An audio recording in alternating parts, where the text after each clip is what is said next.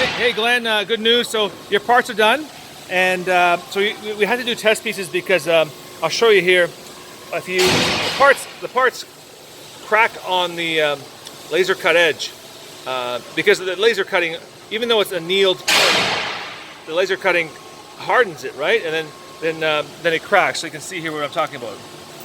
So we went to the trouble of grinding all the parts on the bending areas to make sure that you had no cracking. Beauties. We had to go quite a bit because even if you grind it, you still have micro cracks.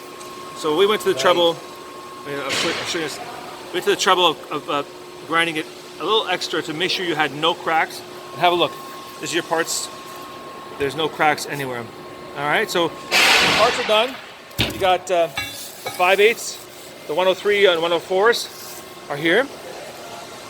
And then the 1/2 inch, which is the 105s and 106s. And our quality control, in terms of, we've actually taken scale models, and here they are.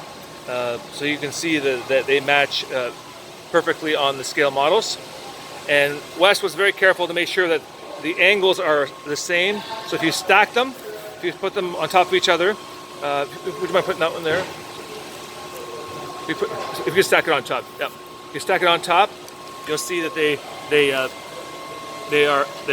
a perfect match. That way, when you put them on your aircraft, they're going to be perfect. Okay, so there you go. The parts are done, and then you're welcome to take the samples.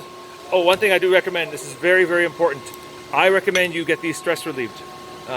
That's a process that will have to be done at the heat treaters, but to be safe, I would stress relieve them. All right. So there you go. So we'll send you some samples here to show you that the cracking, how we had to grind them. Once we ground them enough, there was no cracking at all. All right. So we'll send you three samples to show you what we're talking about. That you have to do a sufficient grinding to make sure there was no cracking. Thanks, Glenn, for the work.